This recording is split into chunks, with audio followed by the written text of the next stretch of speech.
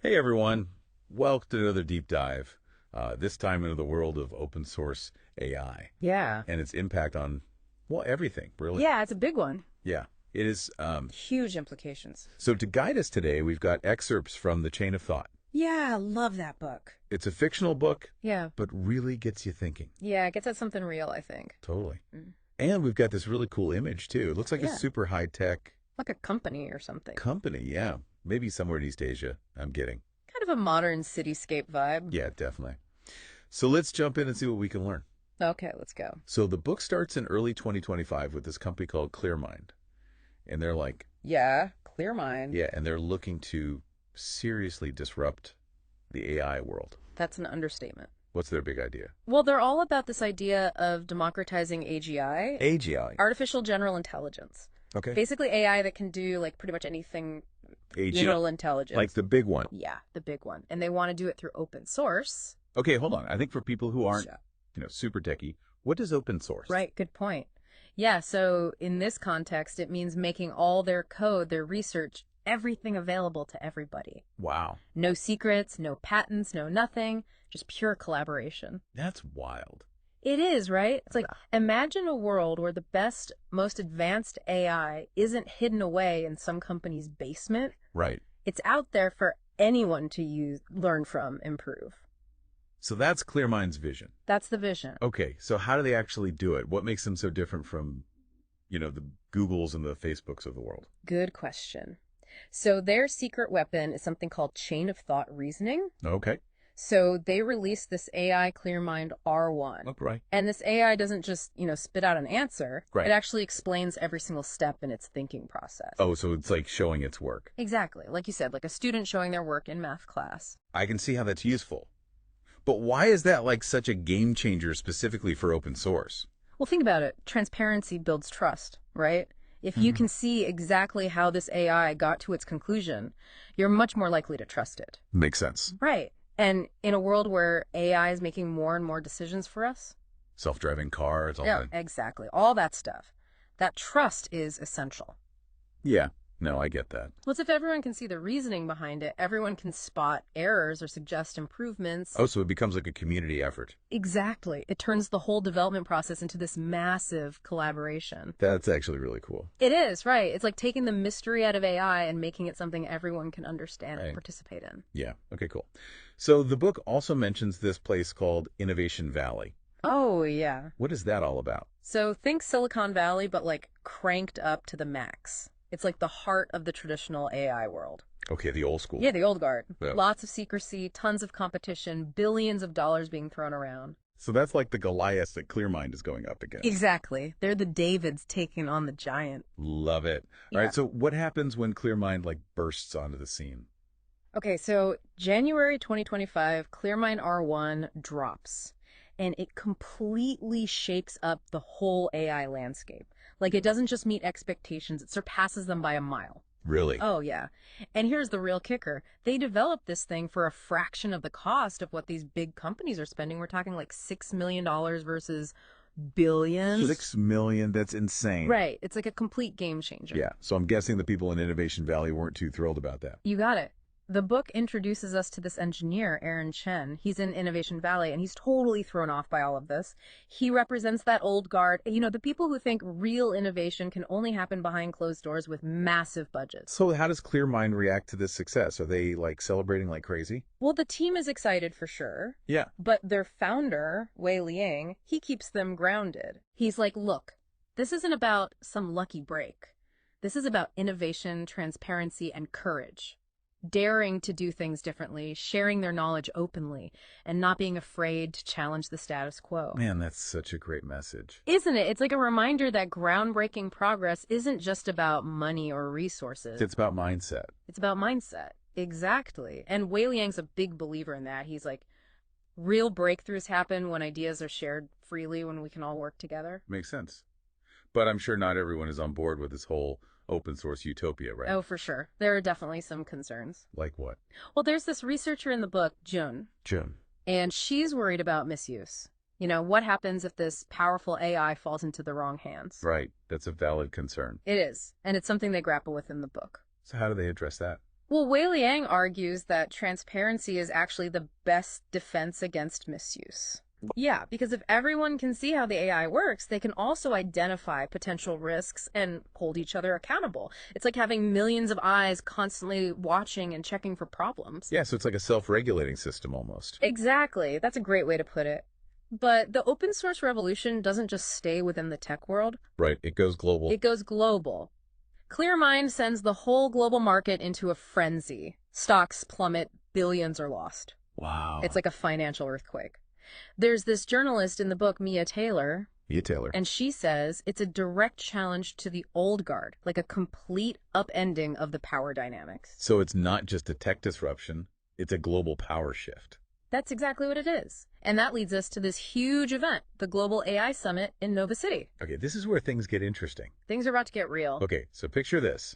The Global AI Summit, Nova City, all eyes on Wei Liang and Clearmind. What's the vibe? Like, is it... It's electric. You can cut the tension with a knife. Everyone's there. You know, tech giants, governments, academics. Everyone wants to see if Clearmind can actually live up to the hype. So much pressure. So much pressure. Yeah. And then Wei Liang does something really bold. What's that? He gives a live demo of Clearmind R1. No way! Yeah, right there on stage. He shows it tackling these super complex problems. Wow. But here's the thing. He shows the entire reasoning process in real time. So everyone can see exactly how it's working. Exactly. It's like total transparency. That's gutsy. Oh, totally.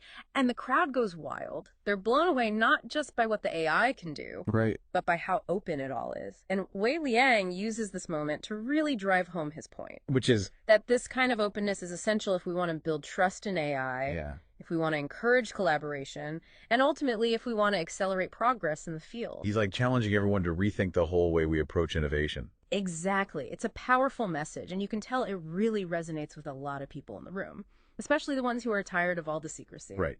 Tired of the big corporations controlling everything. Yeah, exactly. But of course, not everyone is happy. Right. There's always pushback. Always. And the book introduces this group called the Vanguard. The Vanguard. What a name. Right. And they're basically this shadowy group of really powerful people Okay. from, established tech companies. And they see Clearmind as a direct threat. To their power. To their power, their money, everything. They're determined to maintain control, even if it means playing dirty. Ooh, so it's getting kind of like a spy thriller now. A little bit, yeah. It becomes this battle between the open source movement and these forces of secrecy and control. So what are the Vanguard's concerns? Are they valid or are they just, being greedy? It's honestly a bit of both, I think. Okay. They argue that open source AI is dangerous, that it could be used for bad things by the wrong people. And that's not totally wrong. No, it's a legitimate concern, especially with something as powerful as AGI. But you can also tell that they're mostly just scared. Of losing their power. Exactly. They've built these empires on secrecy and proprietary technology. Right. And Clearmind is threatening to disrupt all of that. So it's like a classic fear of change. It totally is. It's human nature to resist new things that challenge the way we've always done things. Makes sense. But while all this drama is unfolding at the top, how's Clearmind R1 actually impacting everyday people? That's where the story gets really heartwarming. Oh, good. Yeah, they show all these amazing examples. Like, there are students in Lusonia. Lusonia. Where's that? It's fictional, but it represents like a developing country. Okay. And these students are using Clearmind R1 for interactive tutoring in their native language. So no more language barriers. Exactly. Everyone has access to personalized education. That's amazing. And then there's this retired teacher. She rediscovers her love for math thanks to Clearmind's clear explanations. That's so sweet. It's like it reawakens this passion she thought she'd lost. I love those stories. Hmm. They show how open AI can empower people, break down barriers and make knowledge accessible to everyone. And those are just a couple examples. There's more. Oh, yeah. The book shows how Clearmind R1 is transforming customer service. It's making cross-cultural communication easier and more meaningful. It's helping people solve problems in their communities all over the world. It's like this ripple effect of positive change. It is. It's spreading everywhere. But of course, it can't all be sunshine and rainbows. Right. What are some of the challenges that the open source movement faces? Well, one of the biggest hurdles is resistance from institutions like academia. Really? Why academia? Well, they've always operated on this system of individual achievement, Right. publishing papers, getting tenure, Right. and this idea of openly sharing research and collaborating on a global scale that's like a foreign concept to them. It challenges their whole way of doing things. It totally does. It's like a clash between old traditions and this new paradigm. So it's not just a technology problem, it's a culture problem. Exactly. And then there are the bureaucracies, governments and large organizations.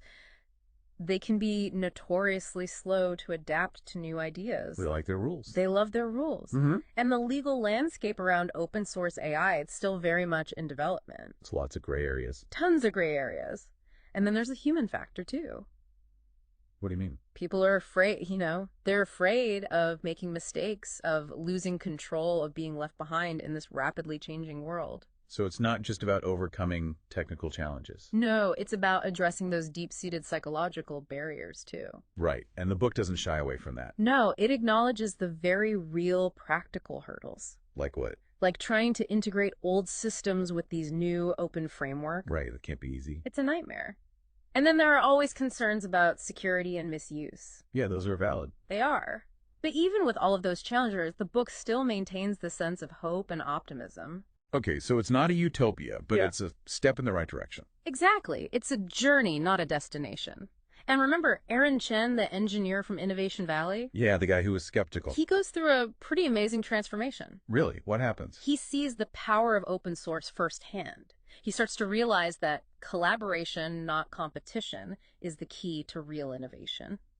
So he changes his mind. He does. He becomes this big advocate for open AI. He even tries to convince his old colleagues in Innovation Valley to embrace this new way of thinking. Yeah, so he's like a convert now. Total convert. Hmm. But meanwhile, Vanguard, they haven't given up. Oh, no. They're still working behind the scenes trying to discredit open source AI, spreading fear and doubt. So the battle continues. It does. It's this classic clash between the old and the new, the forces of progress versus those who cling to the past. So who wins?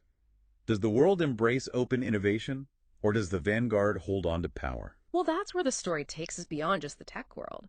It shows how ClearMind R1 starts to impact the whole planet in ways no one could have predicted. Okay, so ClearMind R1, it's out there changing the tech world, and now it's starting to have like a global impact.